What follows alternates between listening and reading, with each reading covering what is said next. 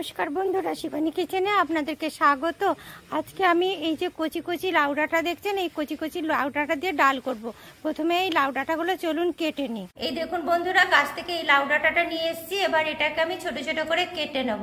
ডাল করার জন্য কড়াইতে 1 চামচ ঘি দিয়েছি। ঘিটা গরম হয়ে গেছে বন্ধুরা। এবার ডালটা দিয়ে দিলাম, দিয়ে এটা আমি ভেজে নেব।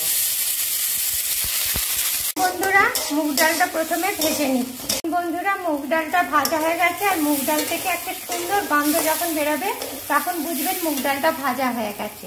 এবার এর মধ্যে আমি একটুখানি গরম জল দিয়ে দিচ্ছি। ঠান্ডা জল দেবেন না, গরম জল দেবেন। বন্ধুরা, ডালটা হাফ সিদ্ধ হয়ে গেছে। এবার আমি এর মধ্যে এই লাউ ডাঁটাগুলো দিয়ে দিচ্ছি। এর মধ্যে পরিমাণ মতন হলুদ দিয়ে দিলাম, দেখুন লবণ দিয়ে দিলাম, দিয়ে এটাকে আবার আমি ঢাকা দিয়ে দেবো। দেখুন বন্ধুরা, ডালটা সাঁতলানোর জন্য আমি আদা নিয়েছি, ধনে নিয়েছি, জিরে নিয়েছি আর শুকনো লঙ্কা নিয়েছি। প্রথমে এই আদাটাকে একটু এই দেখুন এভাবে থেতো করে নেব, দিয়ে এই মশলাগুলোকে বেটে নেব।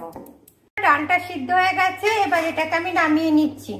এই দেখুন বন্ধুরা, শিলনোড়াতে মশলাটা বেটে নিয়েছি। তেলটা গরম হয়ে গেছে, মশলাটা এর মধ্যে দিয়ে দিলাম। এটা ভাজা ভাজা করে নেবো। প্রথমে মশলাটা ভাজা ভাজা হয়ে এসেছিল। এবার আমি ডালটা সাঁতলে দিলাম।